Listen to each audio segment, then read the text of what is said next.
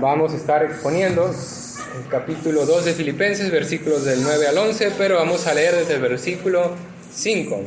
Dice: haya pues en vosotros este sentir que hubo también en Cristo Jesús, el cual, siendo en forma de Dios, no estimó el ser igual a Dios como cosa a que aferrarse, sino que se despojó a sí mismo, tomando forma de siervo, hecho semejante a los hombres, y estando en la condición de hombre, se humilló a sí mismo, haciéndose obediente hasta la muerte, y muerte de cruz. Por lo cual Dios también le exaltó hasta lo sumo, y le dio un nombre que es sobre todo nombre, para que en el nombre de Jesús se doble toda rodilla de los que están en los cielos, y en la tierra, y debajo de la tierra, y toda lengua confiese que Jesucristo es el Señor, para gloria de Dios Padre. Amén. Bueno, hermanos, como hemos estado exponiendo, y nosotros ya lo sabemos, todo sistema de pensamiento debe convertirse por necesidad en una manera de vivir. Sistema de creencias, pues es lo que también el equivalente o el sinónimo de la palabra que ya hemos mencionado en otros momentos, la cosmovisión, una cosmovisión cristiana. Y este sistema de pensamiento que hemos estado desarrollando, de la humillación, de la obediencia, de no buscar lo propio, este pasaje viene en continuación de ese sentir que el apóstol Pablo está haciendo un llamado. Por eso es necesario retomar lo que previamente hemos dicho para no desconectarnos, adicional a que, bueno, pues estamos una vez al mes repasando esto, estudiando esto, entonces es importante repasar. También previamente hemos mencionado que si la humildad, la obediencia y la autorrenuncia fueron las características supremas de la vida de nuestro Señor Jesús, también deben ser las señales del carácter cristiano. Cualquier atributo o rasgo diferente o opuesto a esto, como la envidia, tal como el egoísmo, la vanagloria, el amor propio o el individualismo, todo esto son características, señales que destruyen nuestra total e íntegra semejanza con Él, con nuestro amado Salvador. También mencionábamos que el contemplar el misterio de Dios manifestado en carne, Dios encarnado, no debemos suponer que la naturaleza divina experimentó un cambio o hubo una disminución. Dios no puede dejar de ser Dios, pero sí hubo un cambio en su visibilidad, en su manifestación. Este Dios que se hizo hombre no perdió en ningún sentido, en ninguna manera sus perfecciones, pero lo que sí cambia es la manera en cómo lo vemos, en cómo se le vio a Él, esa presentación, pero no cambió su naturaleza. Incluso cuando vamos a Hebreos capítulo 1 versículo 6 se dice lo siguiente: y otra vez, cuando introduce al primogénito en el mundo, dice: adórenle todos los ángeles de Dios. ¿Por qué? Porque era necesaria esta ordenanza. Piense en esto: los ángeles, toda su existencia, toda su vida, habían conocido a Dios Hijo en una sola presentación, en una sola manifestación, en el esplendor de su gloria, su totalidad. Pero ahora este Dios se encarnó, no cambia su naturaleza, pero sí cambia su presentación, su manifestación es diferente, su gloria es encerrada en este cuerpo de carne que nosotros pues hemos habitado en toda nuestra existencia. Se le da la orden de adorarle, porque como comentaba, algunas personas comentan que es posible que ellos se hayan perdido. ¿Dónde está este Dios Hijo? ¿Dónde está esta persona de la Trinidad? Bueno, ha cambiado su presentación. Y a diferencia de que otros estudiosos creen estar seguros al afirmar de que a Dios al encarnarse, pues no era necesariamente como hombre, ¿sí? Porque algunos disminuyen ya sea su divinidad o su humanidad. Nosotros sabemos de que cuando el Señor Jesús nace en este mundo, todo el mundo pensaba que era un humano común y corriente. Era un cuerpo íntegramente como el de nosotros. Ahora bien, este encubrimiento de su gloria era necesario. Era necesario que su gloria fuera cubierta. ¿Para quién? Para nosotros los hombres. ¿Por qué? Recordar el momento en el cual Jehová desea manifestar su gloria a Moisés, pero lo hace en todo su esplendor, lo hace a plenitud. No. ¿Por qué? Porque si se manifiesta completamente de su totalidad, ¿qué pasaría con Moisés? Caería muerto. No podría soportar. Recordemos cuando el pueblo de Israel va a tener un encuentro con Dios y se comienza a manifestar Jehová. ¿Y qué hace Moisés? Dile que se calle, dile que se vaya. Quedaron abrumados. No podían soportar su presencia porque ellos son pecado. Y tenemos otras situaciones en las cuales se manifiesta esto. Es un bien el que Dios no se manifieste en todo su esplendor. Dios se mostró a este humilde siervo Moisés desde la hendidura de una roca para resguardarlo, ocultarlo de los rayos de su manifestación gloriosa, para así favorecer a Moisés y cumplir ese deseo de ver su gloria. No vería su rostro, pero sí, por medio de apreciar su espalda, pudo manifestarse esa gloria. ¿Y qué pasa? El rostro de Moisés pues también refleja esa gloria, y cuando desciende el pueblo de Israel, Moisés, tápate la cara. No puedo soportar eso que irradias, esa manifestación. Tápate. Así como nosotros no podemos sostener la mirada hacia el sol porque nos abruma. Ahora imagínense con ese Dios manifestándose en todo su esplendor. Su gloria tuvo que ser encapsulada en un cuerpo íntegramente, un mortal, como nosotros, para nuestro bien. Así que fue muy sabio de nuestro Dios, por parte de nuestro Señor, que así haya descendido la gloria en esa forma, para no destruirnos, para no abrumarnos, entre otras cuestiones. Pero es importante considerarlo esto, por esto también lo menciono. Ahora bien, también mencionábamos que aunque pudiera considerarse el punto más alto, más humillante, en que este Dios encarnado se volviera como nada, se volviera hombre, se volviera polvo, el Verbo encarnado no alcanzó ahí su punto más alto de humillación, pues el punto más alto de humillación lo alcanza cuando recibe esta muerte de cruz. Pero bien, como deseo atender, el pasaje lo demanda así, el resultado de esta suprema humillación voluntaria recae en que Él recibe una gloriosa, poderosa, absoluta, completa y suprema exaltación, por lo cual Dios también le exaltó hasta lo sumo.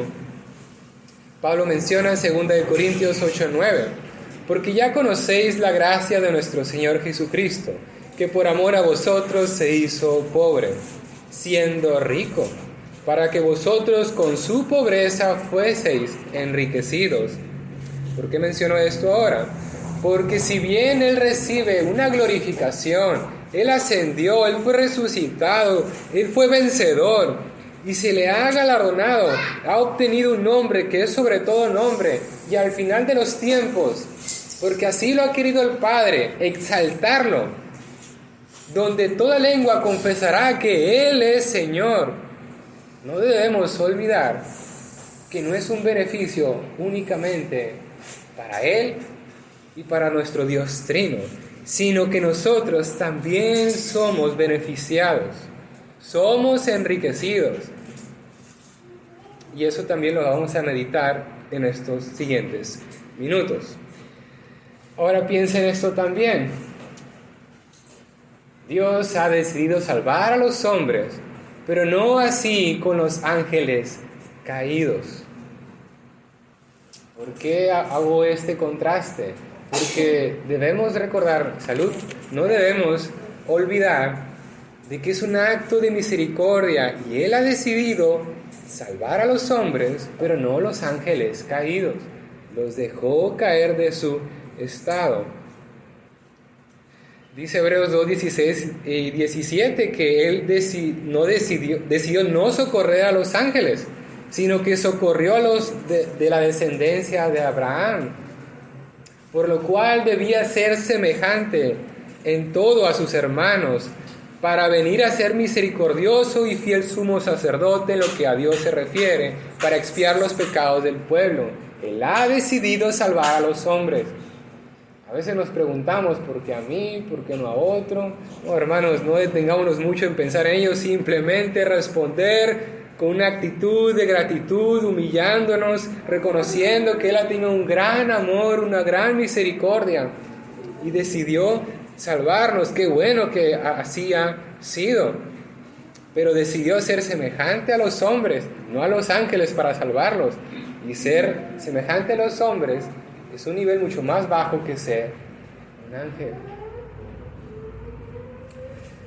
Como hemos dicho, la naturaleza divina no recibió humillación alguna, sino que la humillación la recibió el Señor Jesucristo en su estado de hombre. De hecho, incluso quiero recordar esto, Él sigue siendo hombre, pero Dios hombre. Y es en ese estado donde recibirá su exaltación. Ya recibió su exaltación, su ascensión, está a la diestra de Dios. ¿Y cómo sabemos que es así? Bueno, porque los ángeles, cuando entra un hombre, que es Dios, el Señor Jesucristo, se preguntan, ¿quién es este Rey de Gloria? Ese hombre que ha vencido la muerte, que ha vencido el pecado, que ha resucitado, que ha ascendido un nombre aquí al reino de los cielos. ¿Quién es este Rey de Gloria? Estaban asombrados. Es en ese estado también de hombre, 100% hombre, 100% Dios.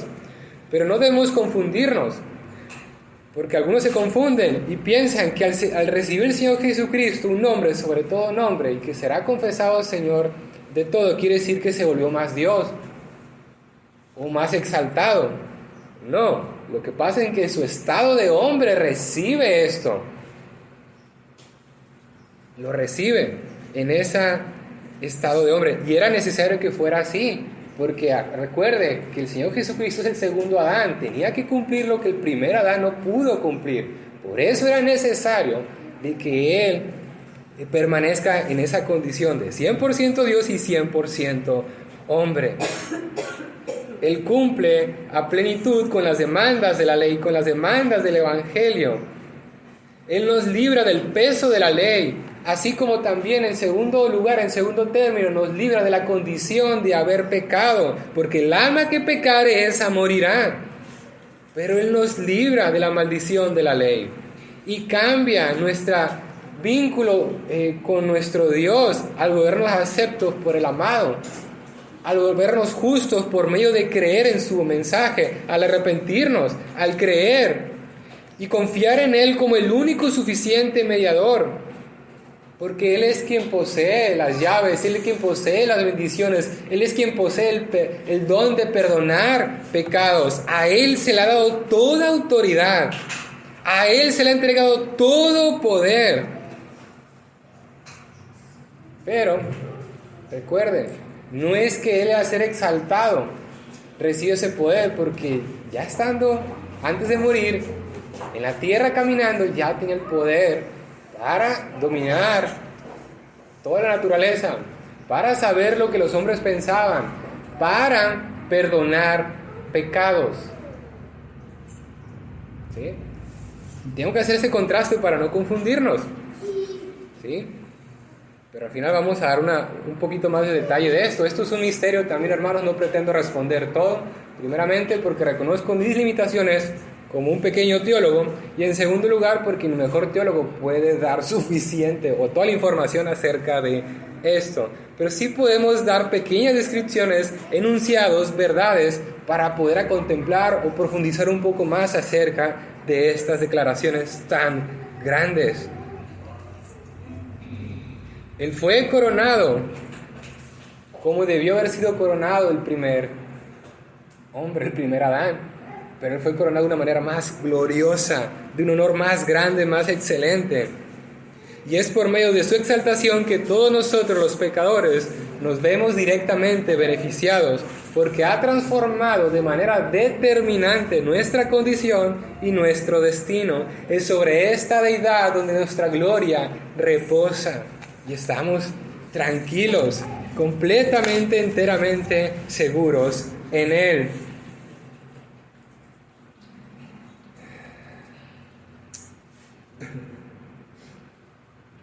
La manifestación de su gloria. ¿Por qué Pablo menciona esto aquí? Otra vez, esto es una continuación de lo que hemos visto anteriormente.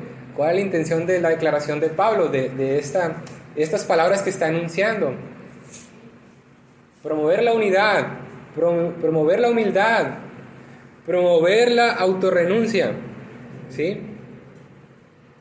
Y vemos cómo uno que es glorificado beneficia a todos los demás. Y no quiero que pierda de vista esto.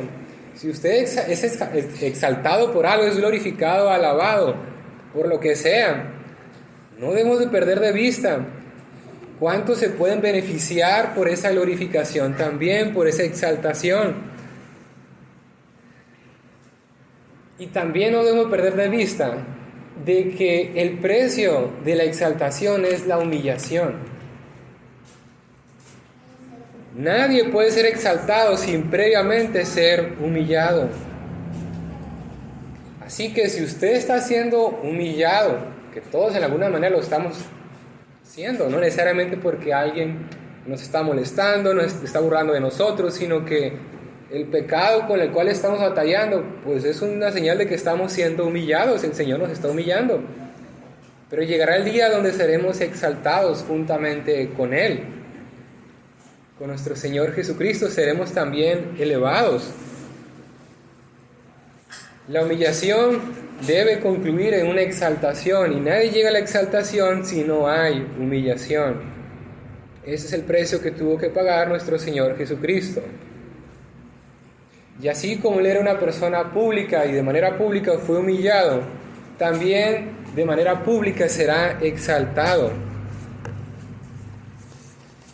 Así que si ahora nosotros somos perseguidos, atribulados por alguien, pues esto es un gran consuelo, porque llegará el día donde será la manifestación de su gloria y todos seremos juntamente con Él glorificados.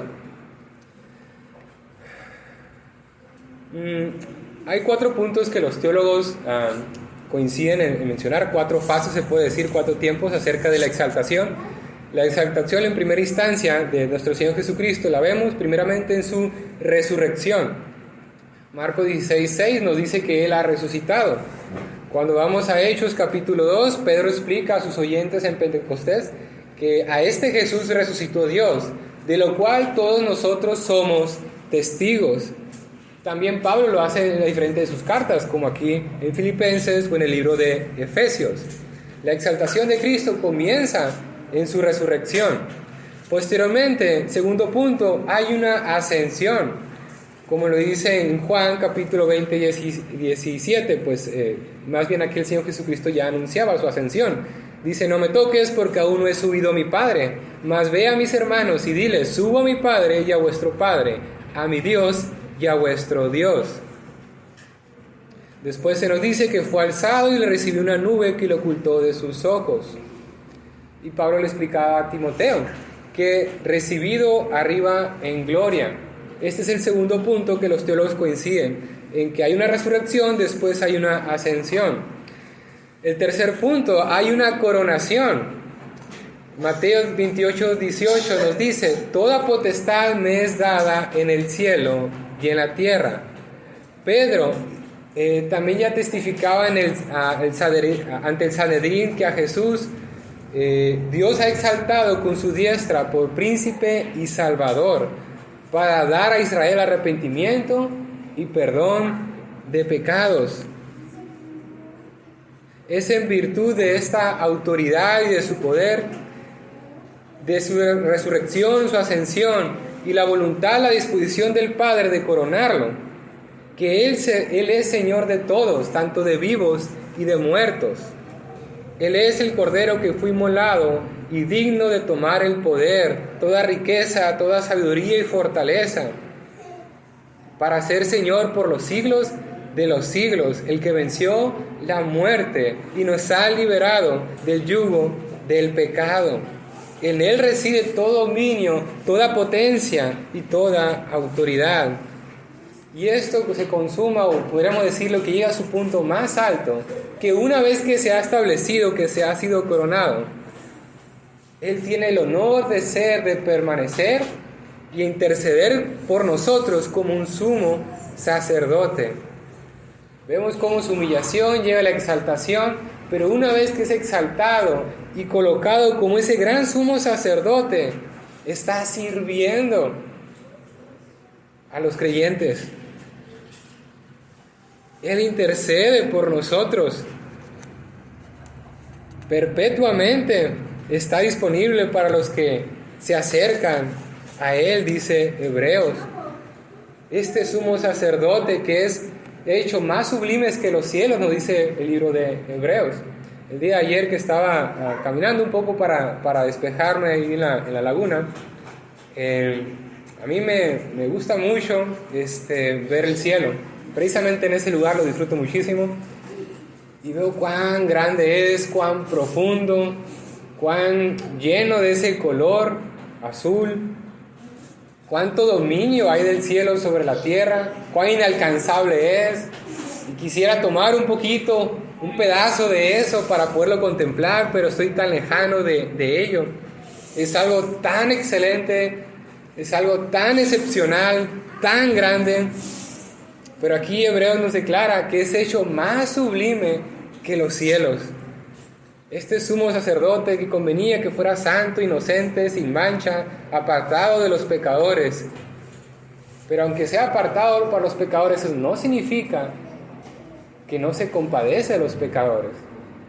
Era conveniente que este sumo sacerdote anduviera entre los hombres para entender, para tener compasión de los diferentes tiempos de la vida que tenemos, los diferentes dolores, los diferentes tipos de afanes, de ansiedades, de dificultades. Él todo eso lo conoce.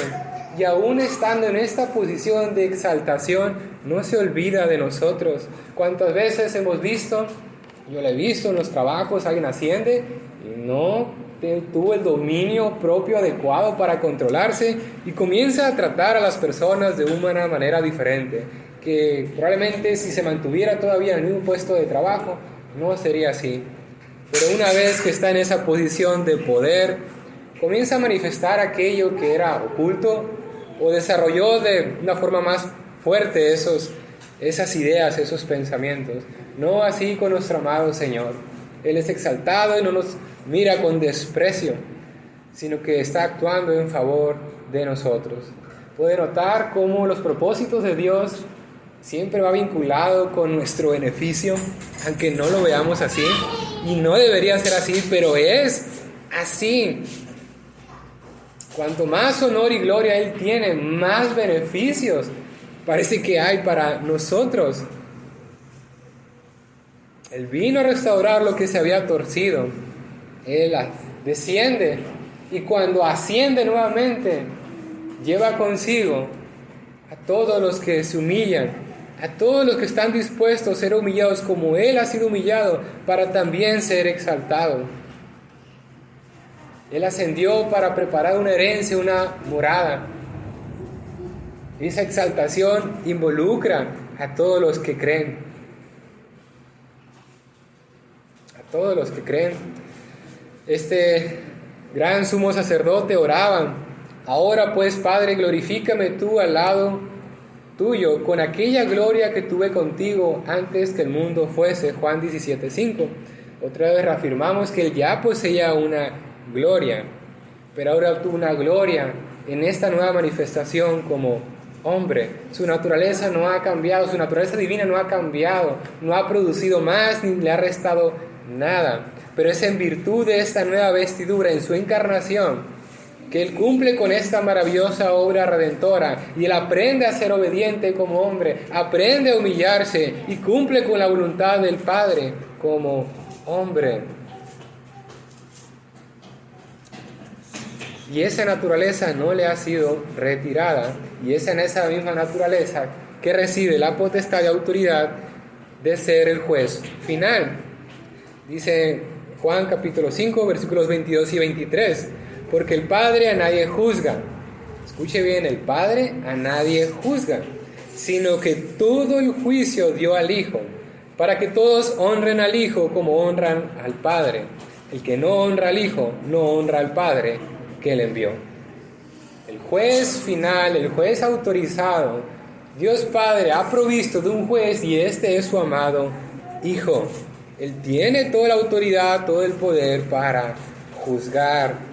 Ya lo decía Pedro en el libro de los Hechos, que Dios nos mandó que predicásemos al pueblo y testificásemos que Él es el que Dios ha puesto por juez de vivos y muertos.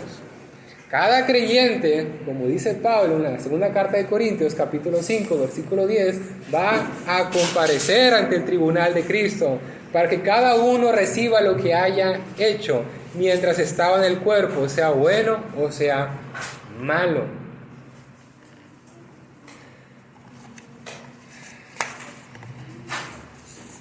Este Dios hombre que caminó sobre esta tierra bajo el yugo de la ley divina, cumpliendo en la perfección,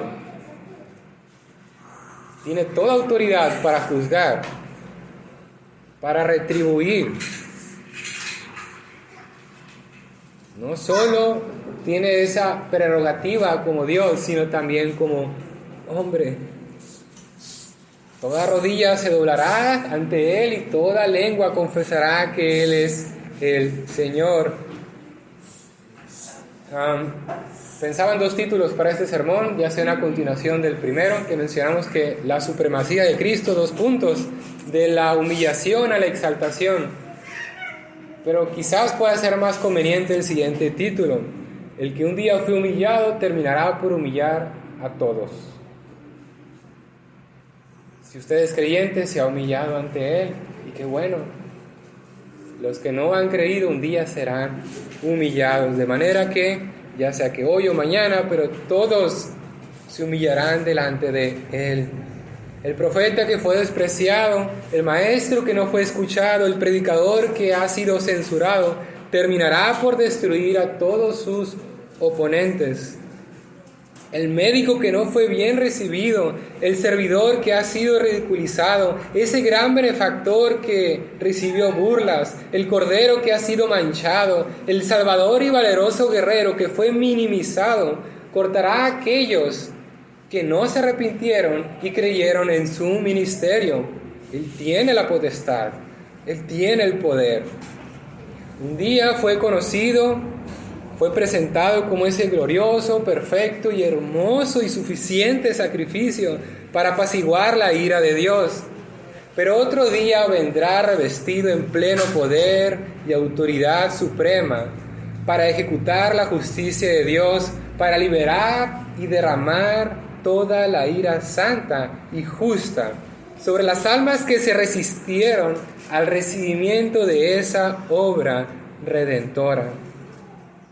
Ese día, mis amados hermanos, mi querido amigo, será el día donde Él se manifieste, será el día más contrastante de toda la historia.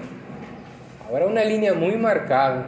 Habrá por un lado gozo, alegría, manifestaciones de júbilo, mientras que por otro lado la tierra será llena de tristeza, desesperación, llanto, dolor, gritos como nunca lo hubo antes.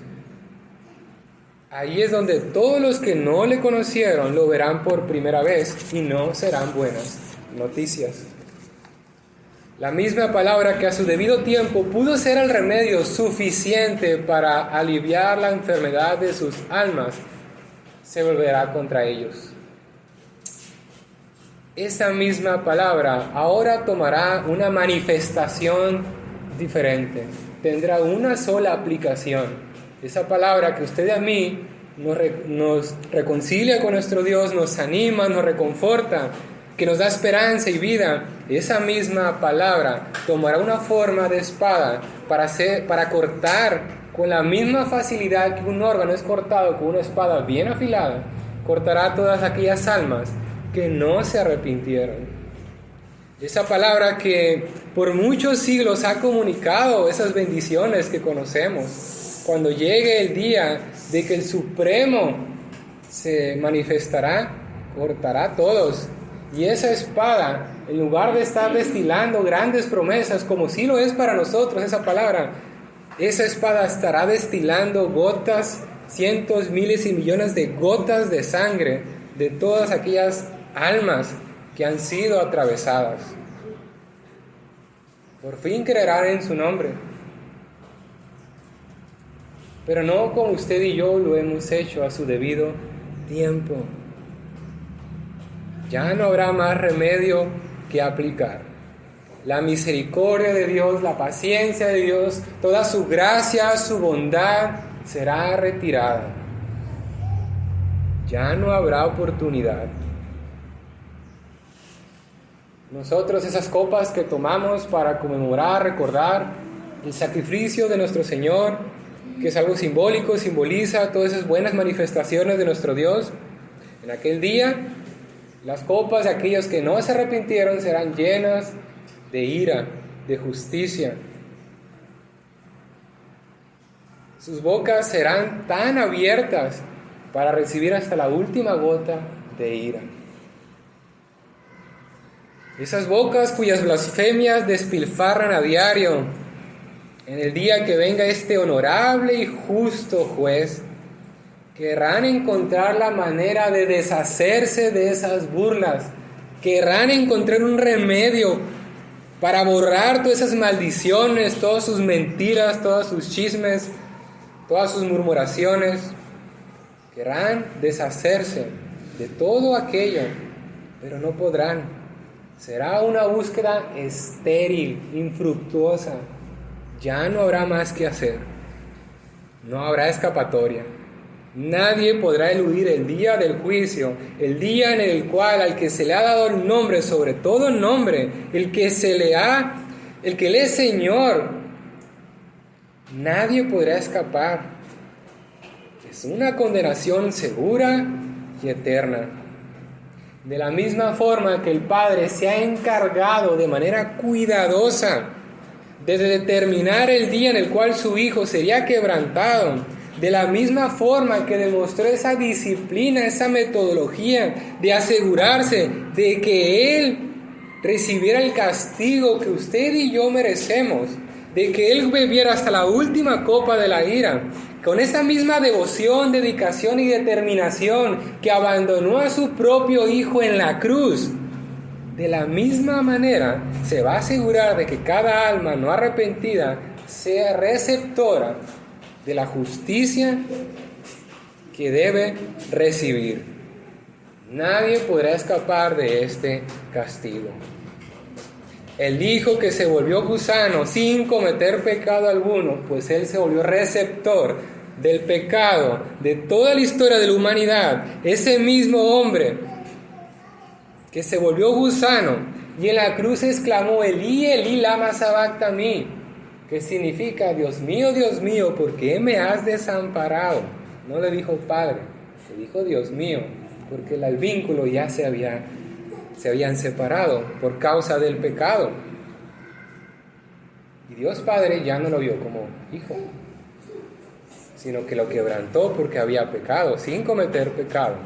Pues ese mismísimo ejemplo es una clara manifestación de que el Padre no va a dudar en destruir a todos aquellos que no se arrepintieron.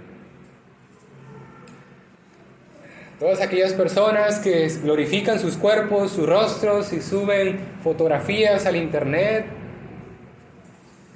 serán solamente gusanos ante los ojos de Dios. Tienen una gran autoestima, una gran percepción de sí mismos. Para Dios solamente son gusanos si no se arrepienten. Pero antes de ser destruidos, antes de ser echados al lago de fuego, primeramente rendirán el tributo que debieron rendir, doblarán su rodilla y confesarán con su lengua quién es el Señor. Así que, amados hermanos, todos aquellos creyentes que han sido perseguidos, que fueron atribulados en los primeros siglos, este es su consuelo, que ellos serán exaltados junto con aquel que humillará a todos. Y lastimosamente, los que no cumplieron con esto, como he reiterado, recibirán su paga. Pero antes de ser enviados al castigo eterno, van a rendir su tributo, aunque no quieran, van a ser doblados, van a ser humillados y van a confesar con su lengua. Con su lengua van a confesar lo que hoy se resisten a confesar. Y toda lengua confiese que Jesucristo es el Señor, versículo 11, para gloria de Dios Padre. El Padre desea esto, ¿sí? El Padre obtiene gloria cuando el Hijo obtiene gloria. Él ha preparado este camino. Todos debemos rendirle tributo y de adoración a nuestro Señor Jesucristo. No solamente como Salvador, sino como Dios. Como Dios. Así que, hermanos, el infierno es necesario, pues permite comprender de mejor manera, a mayor amplitud y profundidad, la justicia de Dios, su santidad. Y es una forma de exaltar también a nuestro Señor Jesucristo. Pregunto, ¿acaso no deberíamos abandonar este lugar incentivados por la gratitud de ser salvados de dicho destino, al tiempo que somos apesadumbrados por tan terrible desenlace de las almas no arrepentidas? ¿No debería de ser esto así? ¿Influir esta verdad en nosotros? Una actitud de gratitud, pero otra actitud de estar rogando a los pecadores que vengan al conocimiento de Cristo. El que se humilló hasta la muerte supo dejar, por un lado, todas las ofensas que recibió a fin de evitar distracciones. Él no almacenó rencor en su corazón, él no se distrajo, él se enfocó en obtener redención para las almas malvadas, de las cuales yo soy el primero. Y este es un ejemplo que debemos adoptar. No distraernos por las ofensas, por las murmuraciones, por los detractores. No nos desanimemos ante los ataques del prójimo, olvidemos todo ello. Porque nosotros sabemos que tenemos una humillación aquí, pero del otro lado de la vida una exaltación gloriosa. Y ellos no tienen nada. No podrán cubrirse de la ira de Dios si no tienen a Cristo.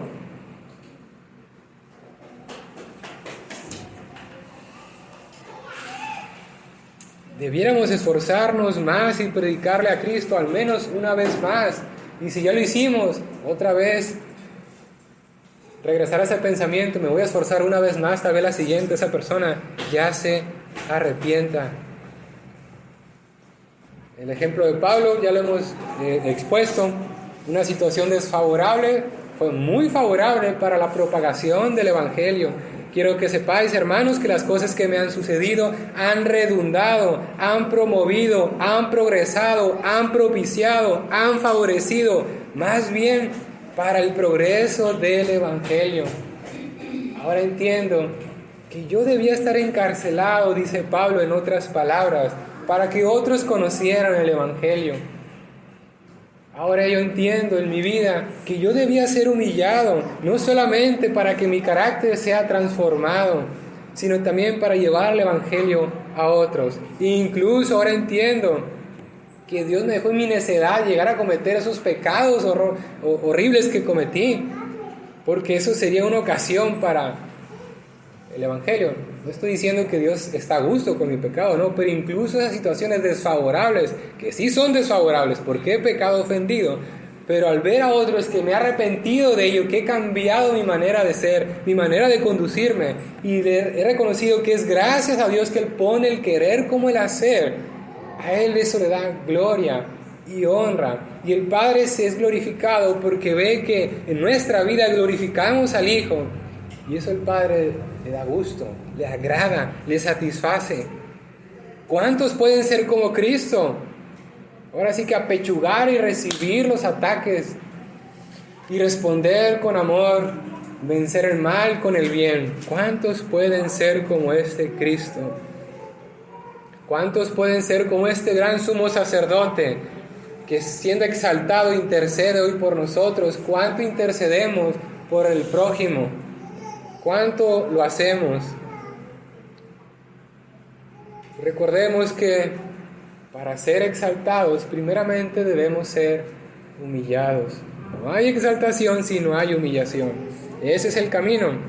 Y si el buen maestro fue humillado, ¿por qué nosotros esperamos algo diferente? Aquel que no huyó de la incomodidad, que renunció a su gloria, a obtener la gloria aquí terrenal, no buscó lo suyo propio, pudiendo tener muchas buenas cosas para sí mismo. Este hombre que descendió del mismo cielo, siendo superior a los ángeles, vino a satisfacer las demandas que usted y yo no pudimos cumplir, para heredar el nombre que es sobre todo nombre, y así también obtener, para volvernos aceptos por medio de Él y recibir esta glorificación.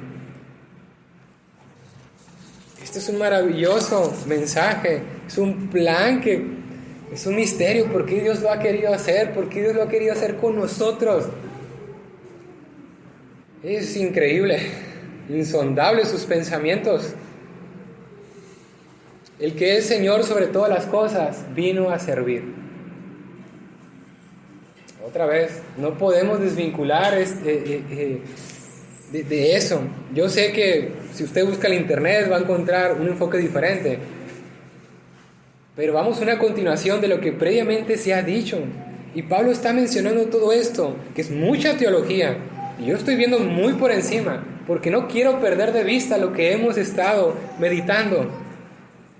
El servicio, la obediencia, la humillación. Y vemos este mismo servicio operando en la Trinidad.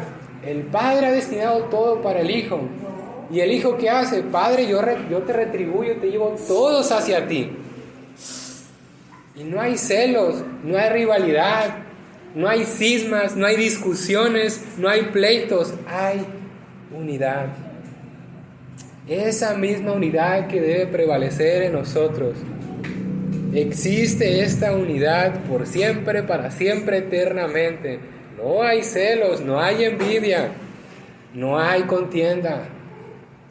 A este punto es donde quería llegar. ¿Sí?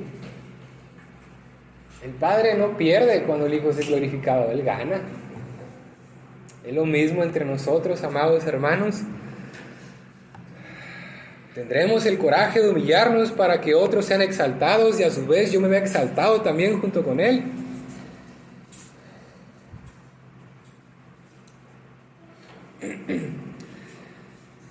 Para gloria de Dios Padre es todo esto. Este es el fin que persigue Dios Padre, que su Hijo sea exaltado, y esa es mi gloria. Eso me basta. Yo no voy a rivalizar con ninguno en la Trinidad, y parecía que el Espíritu Santo tiene menos protagonismo, ¿verdad?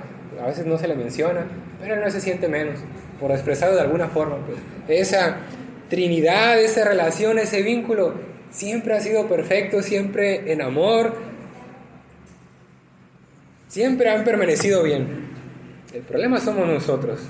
Pues aprendamos de ese vínculo que hay ahí, glorificándose mutuamente, nunca buscando lo suyo propio.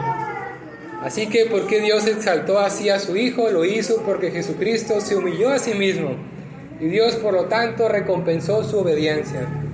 Notemos aquí este gran principio. Si se humilla, nuestro Dios le va a exaltar, pero no como usted quiere ser exaltado.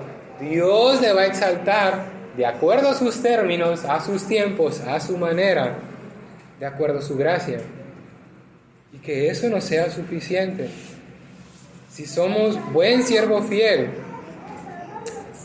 si hemos sido buenos administradores, sobre muchos seremos puestos. Aquellos que han sido siervos fieles serán gobernadores junto con Él.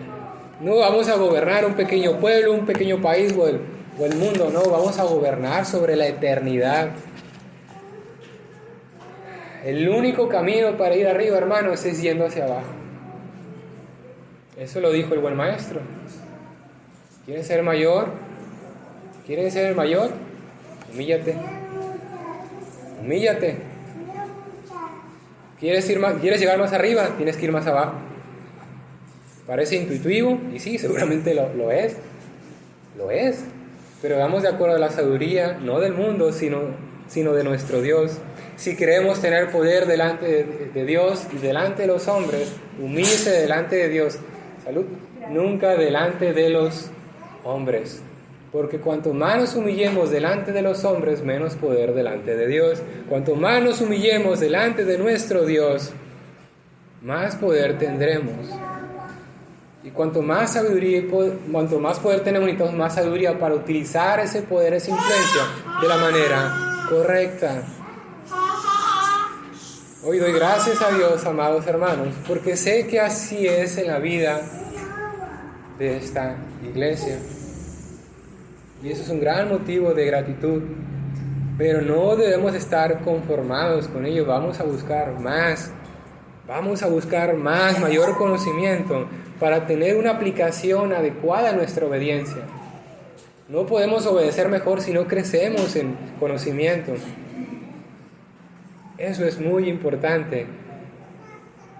Y el fin de todo esto es para la gloria de nuestro Dios Padre. Glorifiquemos al Hijo, glorifiquemos a esta Trinidad, y también nosotros seremos bien glorificados y exaltados. Y no nos preocupemos por nada más que eso, que Él va a añadir todo a su debido tiempo.